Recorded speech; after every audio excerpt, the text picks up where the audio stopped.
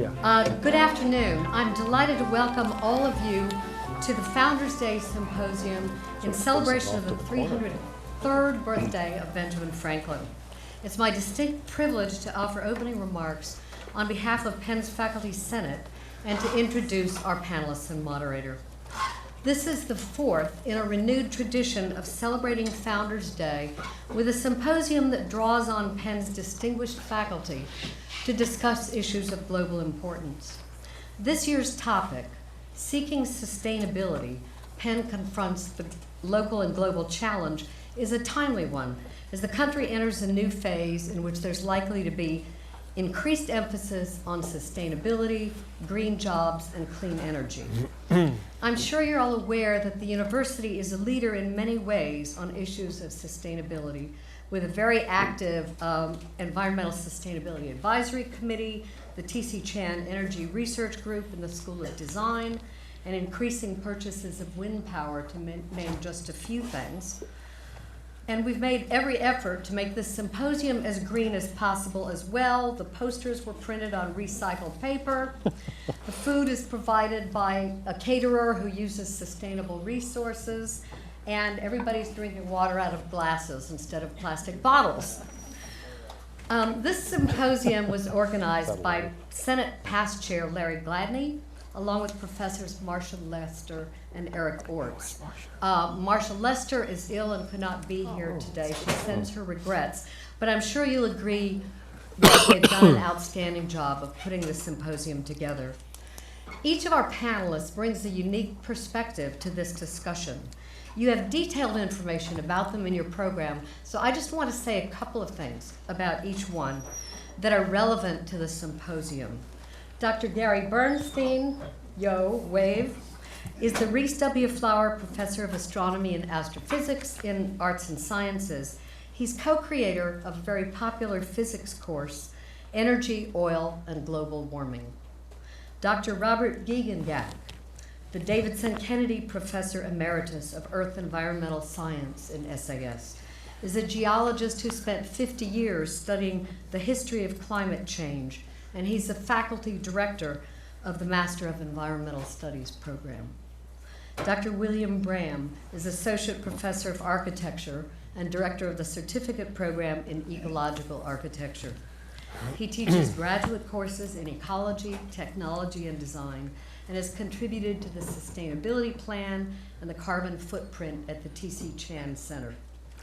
Dr. Judy Birch is the Lawrence C. Nussdorf Professor of Urban Research, co-director of the Penn Institute for Urban Research, and recently published a book entitled Growing Greener Cities.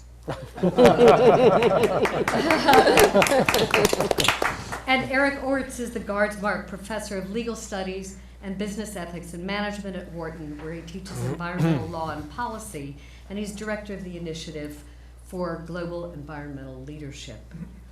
Finally, I'm delighted to introduce the moderator of this discussion, President Amy Gutmann, who has shown extraordinary commitment to sustainable development.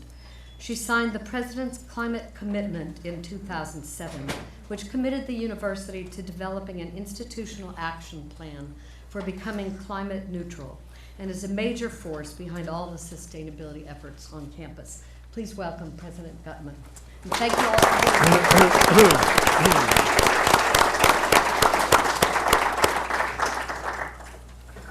here. Thank you, Sherry. It is really a delight to be here on this brisk day in a warm auditorium, not overheated, I hope.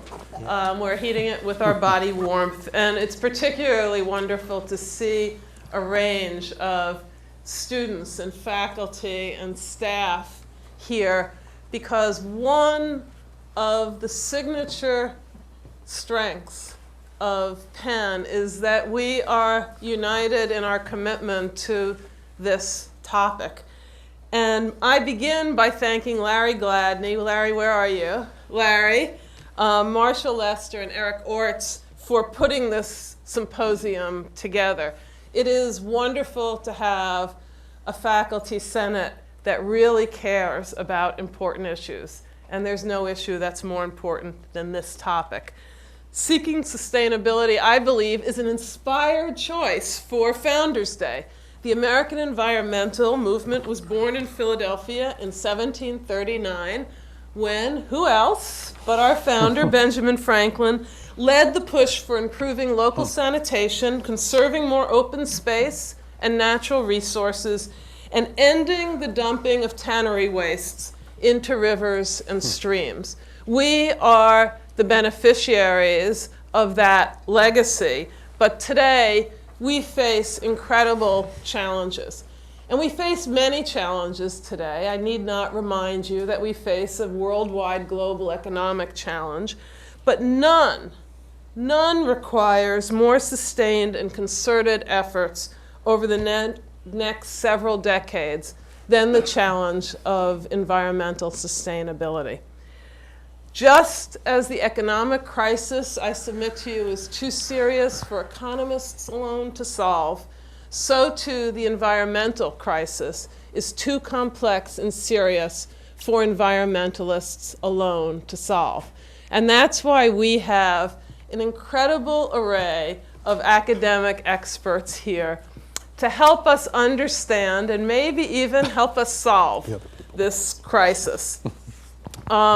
Not too tall an order, right, for my colleagues here on the couch. Let me just say a few words very few words by way of introducing this topic. And then I'm going to sit down and I'm going to moderate a discussion among our faculty experts. And then I'm going to open up the discussion to all of you. So while you're listening to us discuss, think of comments and questions, short comments, not lectures, but comments and questions you want to address to our panelists. So in his latest book, which I finished reading over the break, it's entitled Hot, Flat, and Crowded, Tom Friedman argues that a green revolution is needed in America, a revolution centered on three pillars of sustainability, of energy efficiency, and of conservation. And he claims that this green revolution holds the key not only to the future of the planet, but also to our economic prosperity moving forward. In other words, if we don't engage the issue of sustainability, of environmental sustainability, we, and the we here is the we in this country, not only in the world at large, but in this country, we will not solve the fundamental problems at the root of our economic crisis. So I ask, is environmental sustainability of this revolutionary magnitude possible? We come together as a community of scholars to answer this question. So I'm going to sit down and begin not with the big global question, but with a series of questions that we need to answer if we're going to get to an answer to the big global question, which is it possible for us as a human race that has a frontal lobe distinct among all mammals, a frontal lobe that is capable of thinking forward and imagining our future, which we're going to have to do, is it possible for us to truly tackle this question? So thank you all for being here. And the seminar begins.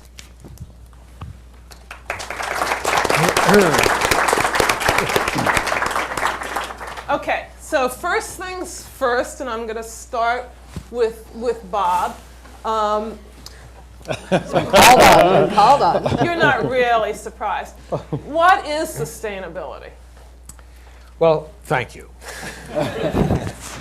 That's a very basic question. Yes, it's a good right? question. For the last 2 fall semesters, I've participated in a class that was offered in our department. We chose to call it Toward Sustainability on Penn's campus. And I co-taught it with Stan Leskowski and Dan Garofalo, who has not yet raised his hand. Dan? Dan is our sustainability Dan is czar. our Dan, stand up. sustainability We should czar. recognize you. And as in every other course I've ever tried to preside over at the University of Pennsylvania, we started off the first day defining the terms we were going to use. And we spent many hours discussing what do we mean by sustainability. And we finally came back to the widely accepted definition which goes back to a 1987 publication by the United Nations called Our Common Future. The lead author was Gro Harlem Brundtland, a Norwegian physician who was Prime Minister of Norway and head of the World Health Organization. And she's a lead author of the report. And her definition of not sustainability, but sustainable development, I will read to you to make sure I get it right. Sustainable development is development that, quote, meets the needs of the present generation without compromising the ability of future generations to meet their own needs. And like so many definitions, this is a cop-out because it defines sustainability in terms of another term she did not define, which is needs. And we might say that the needs of a 21st century University of Pennsylvania student and the needs of a 21st century subsistence farmer in the Sudan are the same. But the perceived needs of a 21st century University of Pennsylvania student and a 21st century subsistence farmer in the Sudan are very different.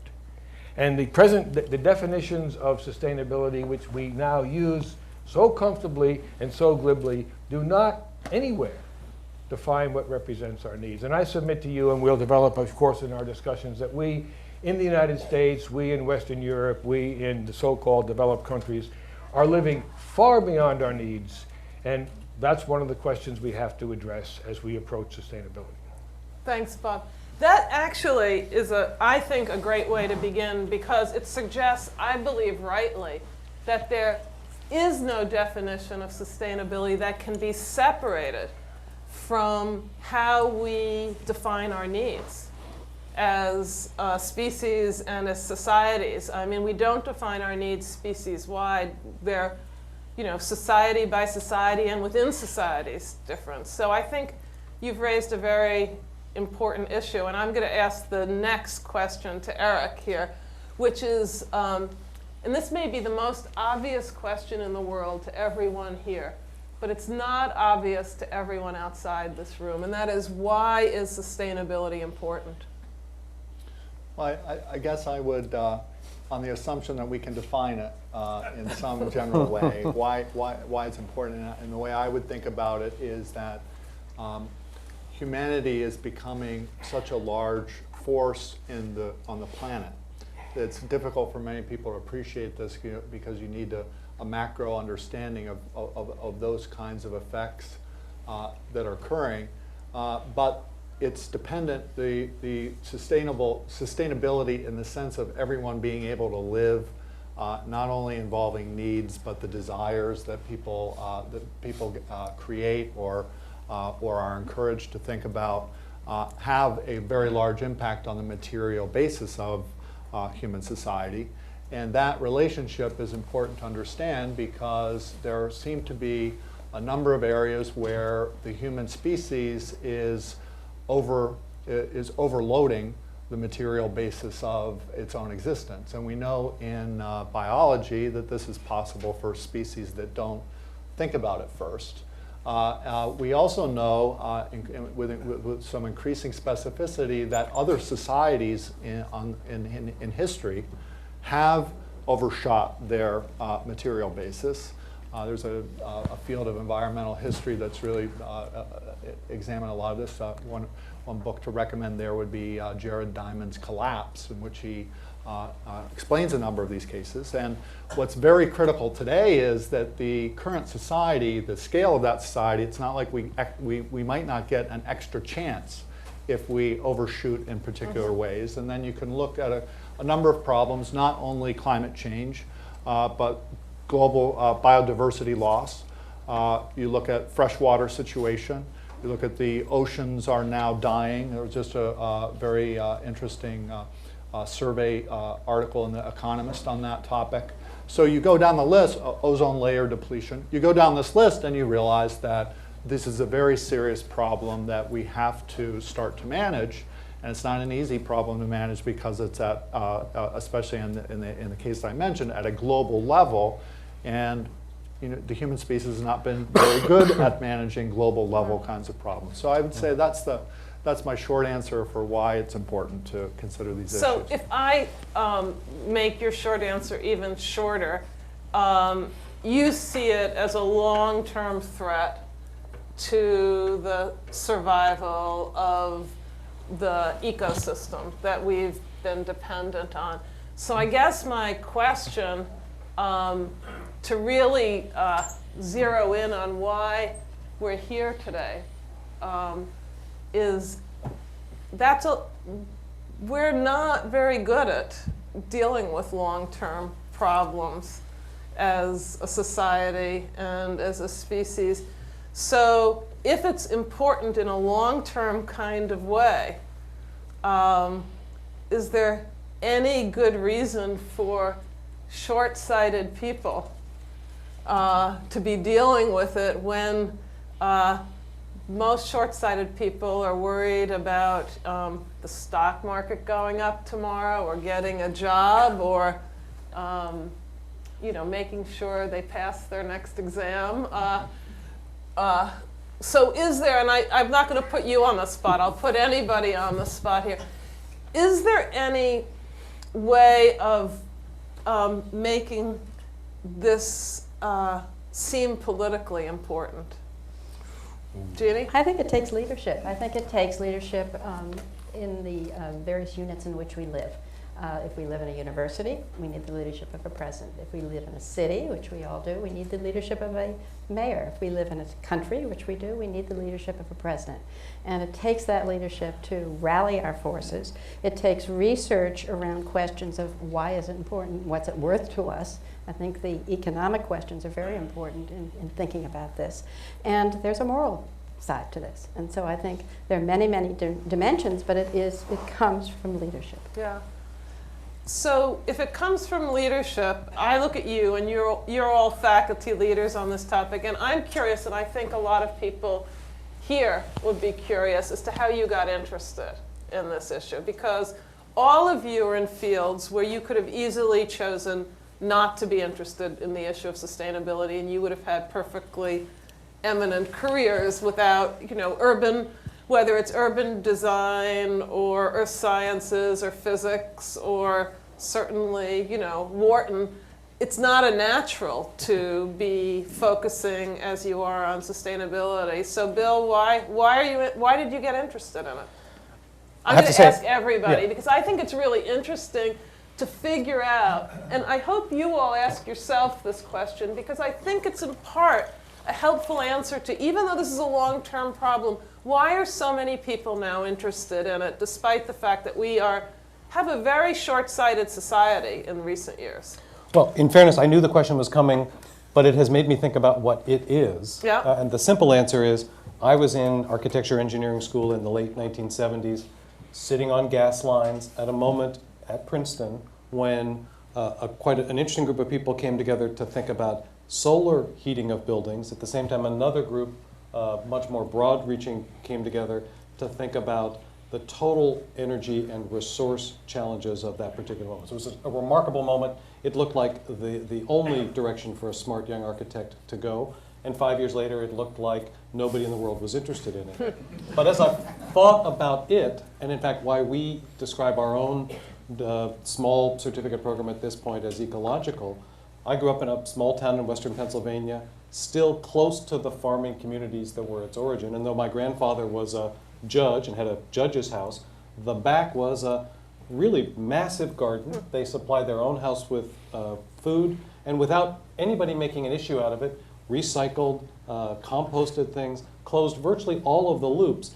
And I actually see it quite evidently in the difference between that existence and mine, the degree to which that, I would call it farmer's logic, is one which we, in a way, have to regain as as a growing metropolitan culture, and find ways to do those same things.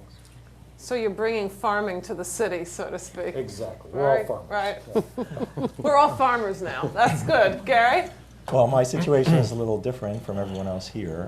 So I studied cosmology, probably the only subject in the university where the obliteration of Earth's atmosphere would be considered an insignificant event. So you have to, it's not my research interest. You really take the long-term cosmic view of I think things, that's right? part of the thing, right? One thing you realize when you study astronomy is that there's no law of nature that says that the Earth has to remain comfortable Right. and stable for humans. So if it begins in a black hole, where does it end? That's a whole other symposium Okay. I think we can get into. Go ahead. So why sustainability? Well, to me, then you realize when you see the way things work on the really long term is that we've been quite lucky. We've had a pretty good 10,000-year run of climate here, and there's nobody taking care of that for us. It's ours to mess up. So my involvement, as I said, is not in my research, but in teaching, and I was motivated to start teaching about energy and oil just by seeing what I considered a lot of uneducated behavior on the part of people in journalism and politics and policy making. And I felt that the Penn students should know better than that if they're going to make any intelligent decisions that help us plan for events that we know are likely or inevitable. So if you think that the Prius gets better mileage because it gets its energy from electricity, you have to come and take my class and we'll set you straight. Basics. Bob? Well, as long as I can remember, I've been interested in the conservation of natural resources, but initially emotionally and aesthetically because I liked wild places and wild things. I didn't start to think about sustainability until, as a professional geologist, I've done a lot of field work, and I have lived in communities which have come as close as any on Earth today to sustainability. I've lived in isolated villages, in oases in the Sahara, where there was no input, there was no output, and everything depended on what those people could raise for themselves. I've lived in villages, farming villages in the Nile Valley and high in the Andes, where there's almost no input or output to the system beyond what these people do. And I've also lived and functioned in some of the least sustainable communities on Earth, helicopter-supported tent camps in Antarctic valleys or offshore drill rigs in the Gulf of Mexico. And this has taught me things about how we might move towards sustainability, but I want to leave you with one important thing. The sustainable communities I've lived in, you would not enjoy. The birth rate is very high. The neonatal mortality is very high. Adult life expectancy is very low. Endo and ectoparasites are ubiquitous. Right? This is not a place any one of us would choose to live, especially the women amongst us. Why do you call that sustainable? It's sustainable because it's been going on for generations and generations. Well, it's sustained life, but It's is but have they that's met the another needs question. of the people? They think so. They're not living And long? this is the original community in which the women are barefoot and pregnant. And that's what, I'm not sure I agree that's But Bob, sustainable. what Jeannie is suggesting is that's too narrow a notion I understand. of But sustainability. I've been casting around in my mind, where have I seen sustainability? Persistent, long-term, generation-to-generation sustainability, and it has been in these primitive circumstances. I'm not saying that's good, I'm not saying that's bad. You're But fine. you asked me how I got into this. Yeah, And no, you're right. Guilty as charged. So I'm interested in that comparison. It is a very important comparison for us to make, because if the trade-off is between basically becoming undeveloped and therefore lowering life expectancy and so on, as Jeannie suggests, that's not only won't we choose it, but there are good arguments for not choosing that, because it's got to be sustainability consistent, as you said, with some reasonable understanding of what human needs are. Yes, sir. And certainly, for example, in the societies you're talking about, the infant mortality, the life expectancy of women is terrible, compared to more developed But societies. just one more, no. Go ahead. Novocaine is not sustainable. You want to And- elaborate on Where's that coming from? And many of us are very dependent on Novocaine. So the combined knowledge, the infrastructure that gives us the lifestyle that we enjoy today, it's very difficult Yes. to justify that as a sustainable system. Yeah. I think there are Yeah. ways to get there, but it's not instantly obvious how we do that. We cannot easily share the lifestyle of the American West in the 21st Right. century with what will be 11 billion people worldwide in 60 years. Right. It also has to be pointed out, Yeah. this undesirable lifestyle is not something you would plan for, but it may be something you'll end up with if you make no plan.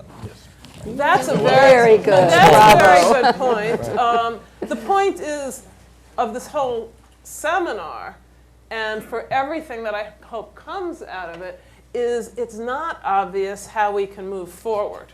It is obvious how we can fail. Basically, do the same things we've been doing for decades now, and Gary's scenario is going to come about sooner rather than later. So I just want to ask Jeannie how you got interested. Well, from many, many directions. First, from the training that I have, city planning, and by its definition is interested in very important questions about what are optimal sized cities and where should people live and how should they live and what needs should we meet, including life expectancy. My own experiences. I lived in Latin America a few years ago and saw the slum development there, and that was certainly not sustainable. And these questions of urbanization and how you can make urbanization occur in a sustainable way influenced my thinking. And of course, being here in Philadelphia, a green country town, a town that has a beautiful park system that has framed its development, the traditions that we have here at Penn, Ian McHarg's tradition that he brought to us in our own school, are all things that have influenced my belief and my excitement about today's current interest in sustainability. And it should be said that the School of Design at Penn has really been a leader on this topic. And Jeannie Institute, the Penn Institute of Urban Research, is really taking a strong and important interest in it, as is the center that Eric leads. And Eric, how did you get interested in the topic? Well, I think I share a background of some other commentators here of an early experience of the importance of the environment. In my own case, my father was a veterinarian in a small town, also had a farm out back. And I think that that's important, and maybe we can, anticipating some other questions you might be asking in terms of how other people get involved. I think it's surprising that, but to me at least, but not when you think about how many people grow up, that it's very easy to grow up today in an advanced civilized society and not have that experience. You know, not be connected to where the food comes from, and not really appreciate the environmental basis of civilization. And one other experience slightly later was actually going out, as Geek says, in the wild and experiencing that. By the way, Bob is also known as Geek. Oh, I'm sorry, yeah, Bob. But the experience of going into wilderness, and I think that that's in some ways that's the best, and perhaps for some topics the only way to experience the human condition and how much we are dependent on these larger natural forces. So that started, and then professionally, so one takeaway on that for how we might as a university try to encourage this among students is maybe make available experiences.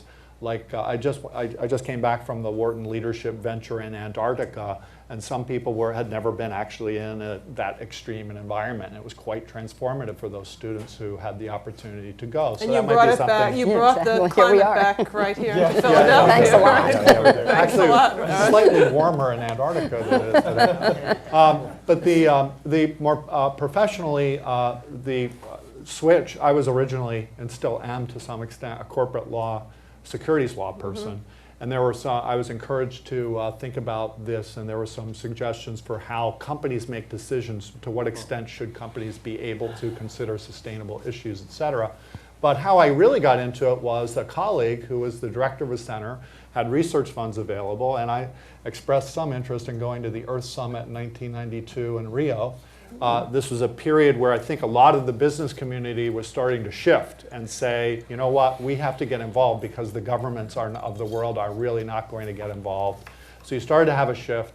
And this colleague basically said, well, come and talk to me, and then said, well, okay, you're approved. It was the least bureaucracy I ever went through to do that. And I guess the takeaway for that is how can my initiative, and see John Keane, we haven't done this yet. John had the idea, he said, well, set up a research fund for young faculty or others to apply for these kinds of things. So I think that's that's how I professionally got interested, was the availability of that opportunity. So one very interesting fact that has become just so vivid to me as president of Penn is how many young people who are not planning careers in sustainability or teaching it or doing scholarship are avidly interested in this. And there are many students here today, and I welcome you especially, because it will be in your hands as to whether anything we talk about today and we do at Penn is carried on in the future. And so I ask our panelists to begin with the teaching mission of the university. How do we teach sustainability? I mean, what is the most responsible, effective way for a university like Penn, indeed for Penn, given that we now are as an institution committed to being leaders on this? How do we teach it? I mean, I have to say, I think it begins almost exactly with the kind of problematic opposition of cases that we've heard here.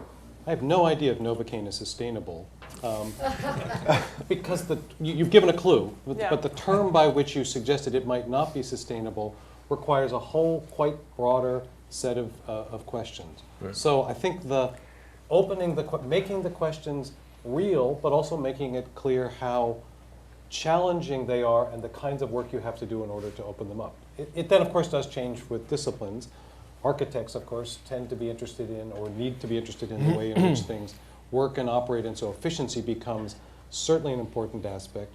But I think equally, the ethical, moral questions that come along with these are completely bound up with it. So when, again, I'm using the example, when Geek suggests that Novocaine is not sustainable, but the living in a minimal agricultural, even hunter-gatherer society is somehow inherently sustainable, it immediately begs the question of, is there something in between advanced technological civilization and survivalism that is worthwhile? Yeah. So I think then I can imagine each of these disciplines, and I think it does take the different disciplines, to ask in different ways, what would it take to find that workable solution? So let's begin with the disciplines, and I look to Gary because Gary also said something surprising about the Prius. I went to rent a car, and you go into they tell you take any car for miles 4 or 5. They said at National Rent-A-Car, and there was a Prius. And I gravitated right to the Prius and went in, and then I didn't know how to turn it on. So I did the Chevy. I went to the Chevy. Chevy wins. And now I felt terribly guilty, Gary, until you told me that the Prius was the wrong choice. Oh, no, I didn't mean to imply that. Okay, so, but seriously, it's not like Justice Potter Stewart said about pornography. I know it, I can't define it, but I know it when I see it, he said about pornography.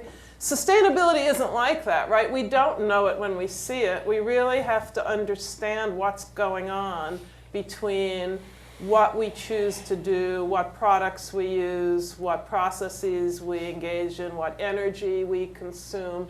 We have to really know something about what its effects are on the environment. That can be baffling. Even the simple choice requires a lot of background study to find out what the quote right answer is. Now, wind power is good, right? Tell me that, right? We assume Aunt Papa George and I are, you know. Better be. So no, but how do you teach it?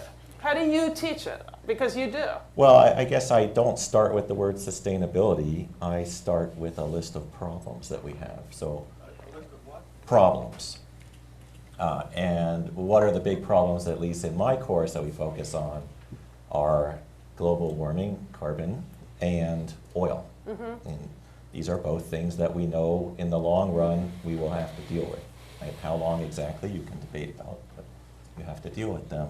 So what I try to make sure of is that at least people know what the problems are and have the basic scientific background to understand solutions. That's only a technological thing. You know, there are many other aspects to coming up with a solution that are societal, legal, financial, but at least I can do my part of giving the students that part of the background that they'll need. Good. So you're a physicist, and you're a great enough physicist to get tenure at Penn, but a lot of students who need and want to know this are not going to major in physics. Yeah. Is that a problem for you, that you don't, that the students who come to your course are not? Well, it's actually an opportunity. Okay, so tell us as you something said, about this is that. something that a lot of students are interested in. And I think if a course can fill a lecture hall in a physics building full of students who would normally stay as far away from a science course as possible, that tells you that there's something, both an opportunity for our department and a real interest, and it gives me a lot of hope that people will take that knowledge and use it. Whereas normally, if they fulfill those science requirements, they might try to forget that as quickly as possible. Yeah.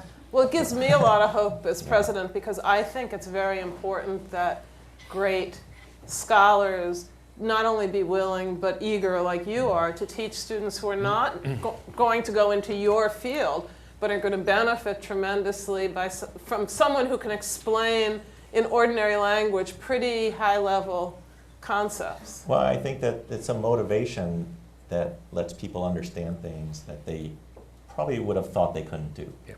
Yeah. And that's something that I really enjoy exploiting, right? So that people walk away and get that knowledge much better than they would. And it also brings me into other things as well that I wouldn't have learned much about unless I'd gone through the effort to prepare this course. So how else do we teach it? And should we be doing more than we're doing? I mean, there is no field called sustainability, and from what Gary said, it probably doesn't make sense to create a discipline called sustainability because it's inherently interdisciplinary. You have to know physics, you have to know geology, you have to know some economics, and my field is political science. You better understand some of the politics of this, because it's not easy just to run for president, and nobody has run for president, even the pro-environmentalists, and I'm going to raise a carbon tax. I'm going to, it's just not a winning position today. It might be with the right leader at the right time, but you need to know a lot of different disciplines. So how do we, and how should we be teaching it? It's like I think it's like any of the important and critical issues in our times. We need to infuse it in everything that we do. And we don't need to have extra special courses all the time. Of course, we need some special courses, but I think it ought to be informing how and what we're teaching. I'm fortunate in my field because sustainability has always been part of its history, and the questions that it's dealt with have been questions of sustainability. They've not been expressed in those terms, however. So it's up to me to explain to the students, for example, that really these have been questions that we've been dealing with for many decades and generations, and how have we dealt with them. So we have long lecture courses, we have regular seminar courses, and we're fortunate because we have studio courses in our programs. And John Barnett over there, who's sitting in the second row, has just completed a course looking at a studio, looking at climate change and what it might affect, how it might affect this region. And he brought in not only our students, but also the political decision makers as part of the juries. And so we've got that kind of interchange between people who are trying to think about these things, but don't have the time that students and professors have to think about these things, and had the interchange among them, which was a very valuable interchange, both from the point of view of the students and from the point of view of the decision makers. Now, a lot of people have said, and this includes Al Gore, who won the Nobel Prize in this area, and former President Clinton and others, that the only way that sustainability is going to be possible is if it's economically efficient. So Eric, what's Wharton doing to show us, to lead the way here? Everyone's picking on Wharton lately for some reason. I don't, well, I'm not sure if I can. I think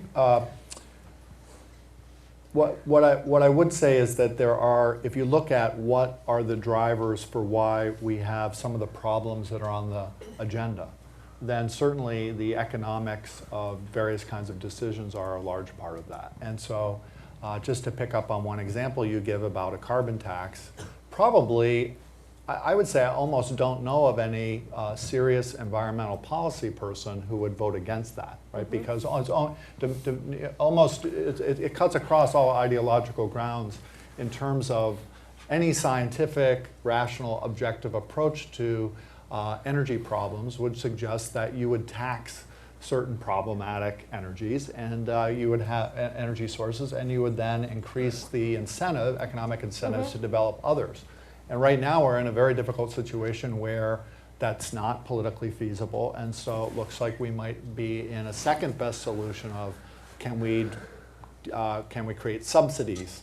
And then but from an economic point of view, that raises a lot of questions. Well, how do you pick how do you pick winners? There's not a lot of very good track record, that sort of thing. There is a But I middle think that- ground, I think right, that- Eric? I There think is a there are cap and trade possibility where if you set the cap at the right global level, which would be effectively at the same level of a carbon tax would allow, you could then allow trades, which is more palatable, but politically palatable perhaps.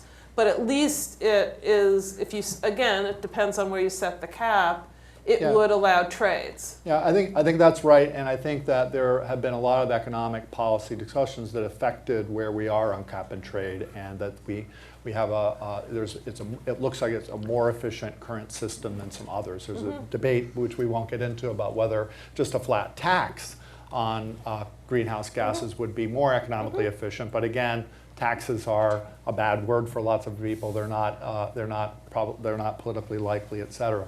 But I think just the basic reason why economics is important is that this is how these decisions take place. So if you're going to talk about how are we going to reform the law in a way that takes advantage of that, if you're not paying attention to the basic economics of the situation, then I don't think you're really going to get to solutions. The business practices and consumers will avoid dealing with those kinds of problems. And so just to feed this into the more general discussion, I guess I would say that it's important for people to have disciplines in terms of their education, for students to get a single discipline. Because if you don't have any single discipline that you understand, then it's not very helpful.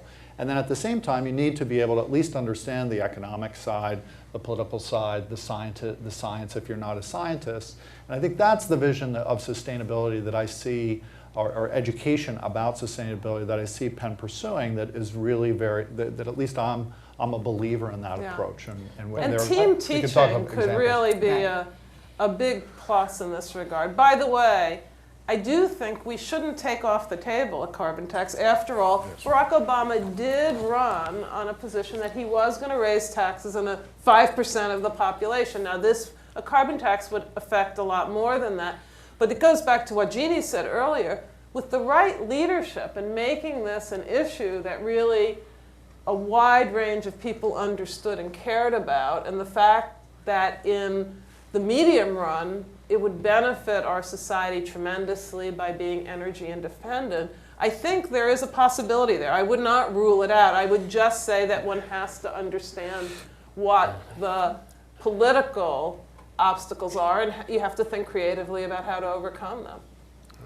I was going to jump in on the interdisciplinary point, because on the one hand, I quite agree that having disciplinary strengths and from students' perspectives of learning to do things that they are inclined to do and learn to do better is fundamental. But I think the interdisciplinary nature of this is really can't be overlooked. We often cite that the word economics and the word ecology come into use at roughly the same time, at about the time that people are noticing in different contexts the connectivity between things, the ways in which dynamics affect them. I think if we're going back to the tough question of how do needs make demands on resources, we also have to pay attention to the interesting, difficult social history of the way in which the luxuries of one generation become the needs of the next, and one doesn't simply roll those backwards. So I think crossing boundaries, having people teaching together, having students cross those boundaries, all of those are ways to get those problems to connect. So I have to tell a story, and then I'm going to open it up for your questions and comments, and I'm sure our faculty panelists will engage you as well as each other. And the story is that several months ago, I and a group of Penn faculty members were in Dubai at the invitation of the World Economic Forum for something called Global Agenda Councils. And they were on the big issues of our time, including sustainability and the economic crisis. And there were 700 thought leaders from around the world, and we all came together at the end, and people got up, the heads of each agenda council, to talk about what their takeaways were and to see if there were any similar takeaways from these large groups. And the most significant takeaway was the importance of integrating knowledge across disciplines and all these issues. I mean, it was what I summarized earlier in that the economic crisis is too serious for economists alone to solve, and the environmental crisis similarly. And that's why I do believe more firmly than ever, even when we began the Penn Compact, that this kind of knowing a discipline but also bringing disciplinary strengths together is very important for this issue.